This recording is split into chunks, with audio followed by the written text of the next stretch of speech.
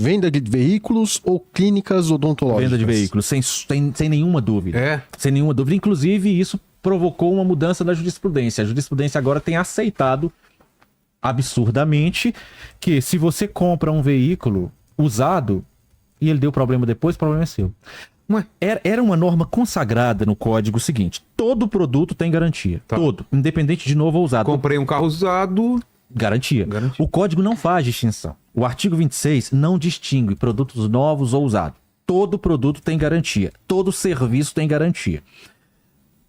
Não sei por qual razão a jurisprudência tem mudado o entendimento e entendido que se você vai a uma agência de veículos e você compra um veículo agora e você sai ali ao portão e esse veículo funde o motor, tem decisões falando: você comprou um carro usado, você poderia ter levado o mecânico. Você tinha que ter verificado e tudo mais. Então tem... mas a agência de usado, veículo, eu tenho medo mesmo.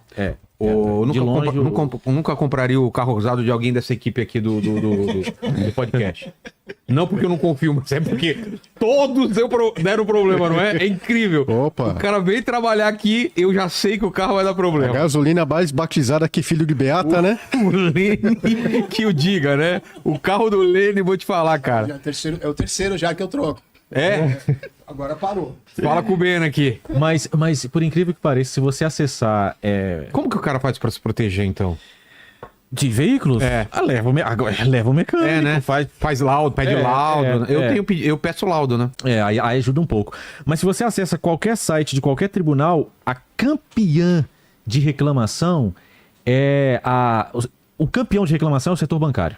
Não é telefonia? Não, é o setor bancário. É banco. Taxa indevida, o que mais? Tudo. Taxa mais? indevida, cartão de crédito que envia sem o cliente pedir. Sério? Os caras estão fazendo isso ainda? Fazem. Porque vale a pena. Vamos pensar que um banco que tenha lá 1 milhão de consumidores. Tem bancos que tem muito mais do que isso. Aí ele manda para 1 milhão. Entendeu? Se você mandar uma taxinha lá no seu banco, se tiver uma taxinha de R$ 2,99, você vai perceber? Não, você nem percebe. Se ela manda para 1 milhão de consumidores essa taxinha de R$ 2,99, são quase 3 milhões mês que não tem feito nada. Entendeu? De golpe mesmo. E aí um ou outro consumidor... vai reclamar. E aí vale o golpe, né?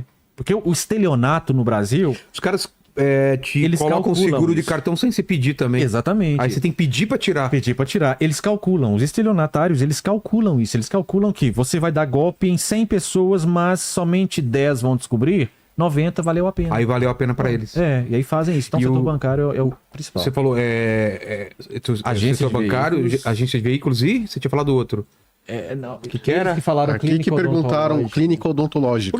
Por quê? É porque agora, pela popularização de clínicas odontológicas, o pessoal que não tem muita condição de ter um dentista qualificado renomado e tal, vai nessas clínicas de beirada de rua e o pessoal tá fazendo muita coisa errada, né? Cobra uma grana não fazem o serviço, fazem um serviço de péssima qualidade. Meu pai aconteceu isso. Tem muito disso. Tô refazendo tudo com ele aí, porque ele...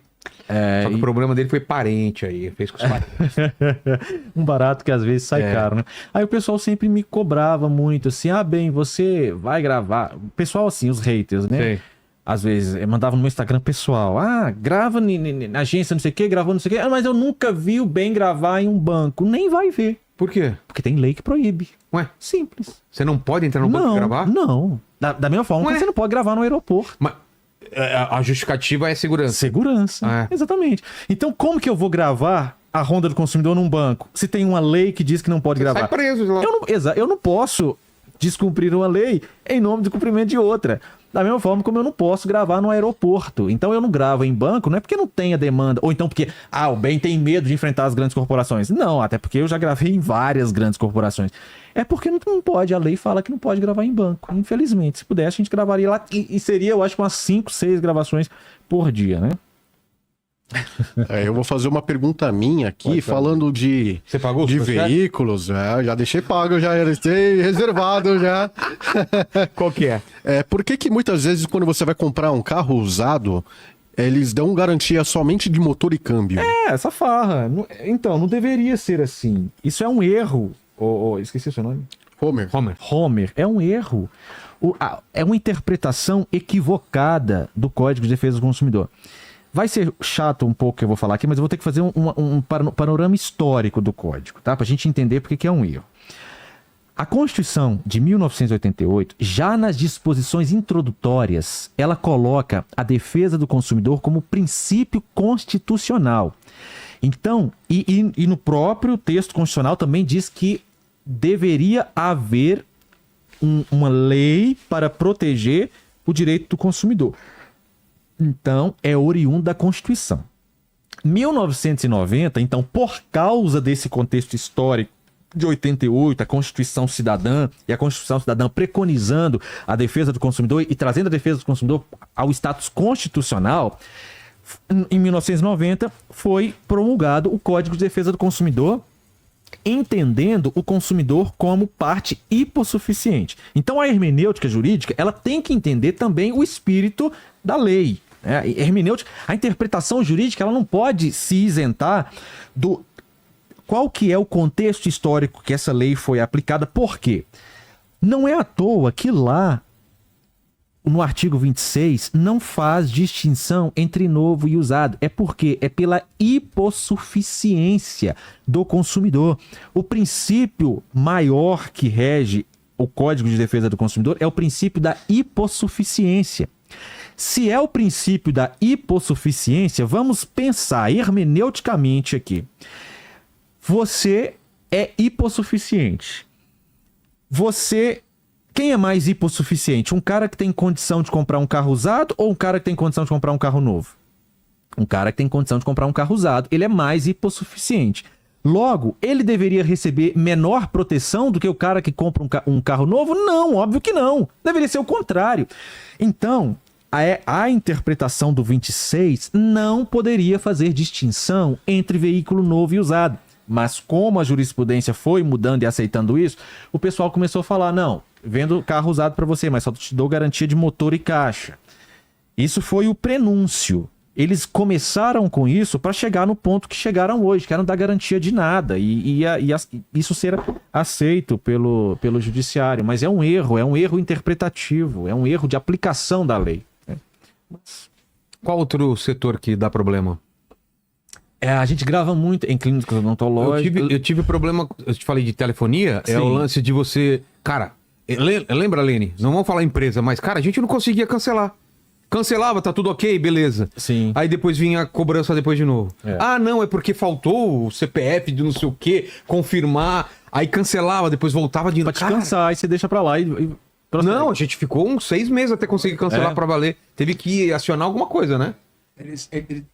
Eles alegavam que a pessoa que estava cancelando não era o proprietário. Aí passamos o telefone para o proprietário. E o proprietário falou, não, mas passou os dados e mesmo assim não foi cancelado. É um absurdo isso. Você tem que proceder ao cancelamento imediatamente quando o consumidor solicita.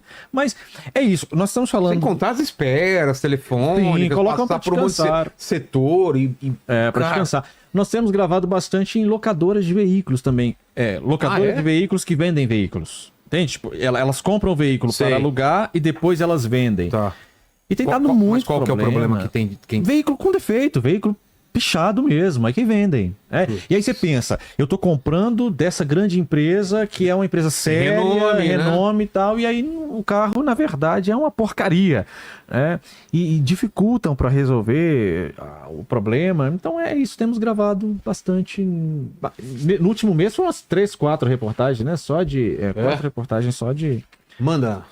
O Lucas Bezerrão, ele tá mandando aqui, ó. Por que o Carlos Santos foi preso por obstrução da polícia em uma gravação? Porque o policial que atendeu a ocorrência é um ignorante. É um ignorante da lei, autoritário.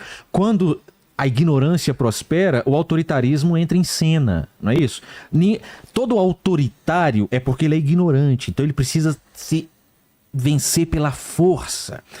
O Carlos estava fazendo uma reportagem.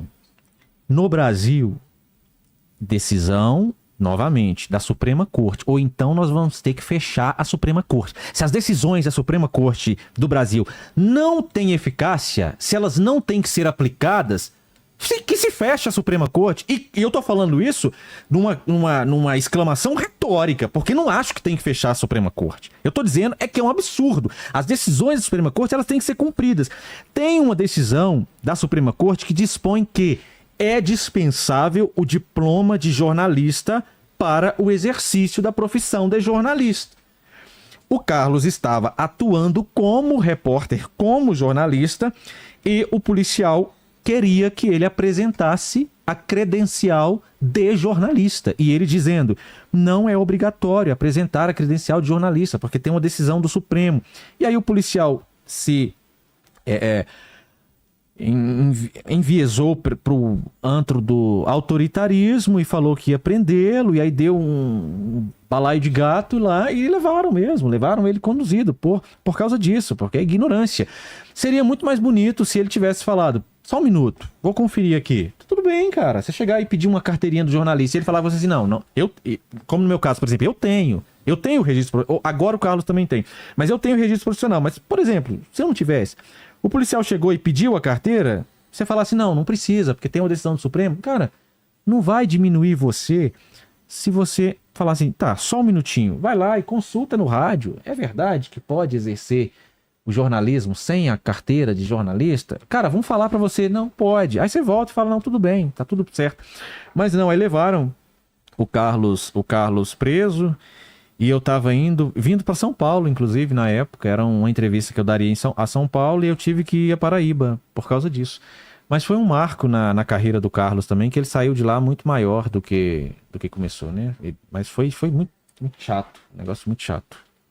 Fale, Homer. O Michael Martins, ele mandou aqui, bem, já teve um caso que na pré-análise estava tudo ok com o caso.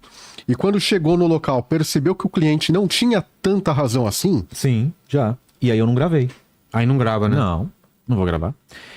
Eu falei no... Dá um exemplo, não precisa citar exatamente. Não, eu vou citar. Dá pra citar? Eu falei com você, Vilela, que eu não tô nesse trabalho pra fazer uma reportagem. Cara, eu cheguei na reportagem, era num depósito de materiais, e quem fez a análise do relatório colocou tudo certinho lá, como se tivesse direito mesmo, que o consumidor estava dizendo que ele tinha comprado um produto, mas na hora que entregaram outro. Como é que chama esse negócio que você põe na azulejo? Não, porcelanato. Sei. Quando eu cheguei, eu sempre faço uma passagem de caso novamente com o consumidor.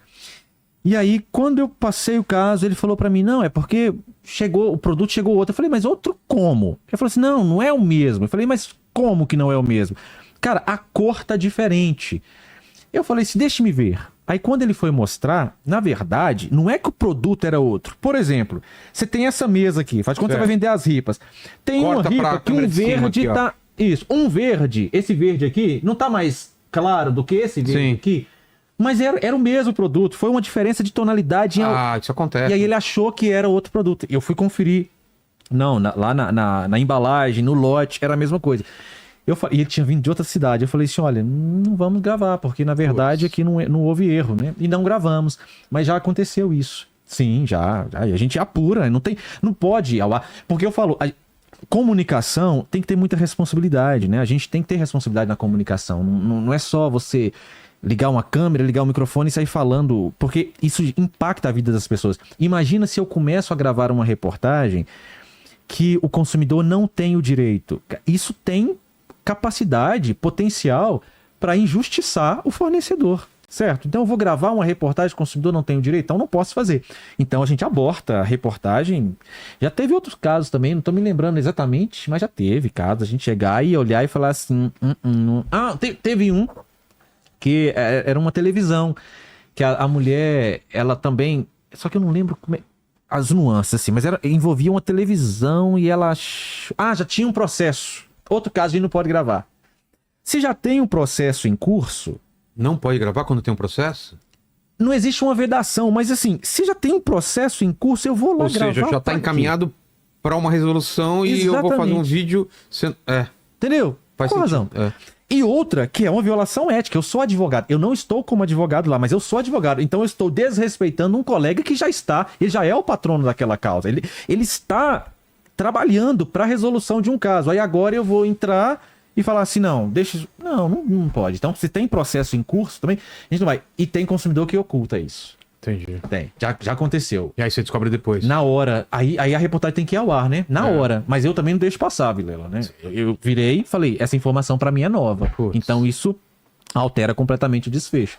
Mas aconteceu, foi até uma senhorinha. Assim, É. ela... Eu olhei pra ela e falei assim, não tem cara de quem mente. Velho, no meio, acha? Como chegou até a ficar velho, né? Mentindo muito, né? Fala, Romer. O Ramon, ele mandou aqui, ó.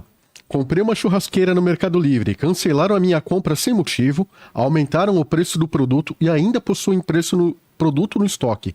Cabe ação neste caso? Cabe, mas vai ser, será? vai ser Porque- difícil a constituição de prova. Mas a pessoa não tem direito de cancelar a compra? Tem, mas vai ser difícil a constituição.